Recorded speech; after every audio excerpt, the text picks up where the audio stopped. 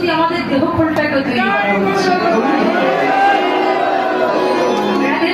লক্ষ্য করলো এই খোলকে বাজাতে গেলে যেমন গুরুচরণ আশ্রয় করতে হয়, গুরুচরণ আশ্রয় করবার পরে গুরুদেব যে বল দেবে সেই বলগুলো সাধিতে হবে, সাধিতে সাধিতে একদিন আপনার হাতে বলটা উঠে যাবে।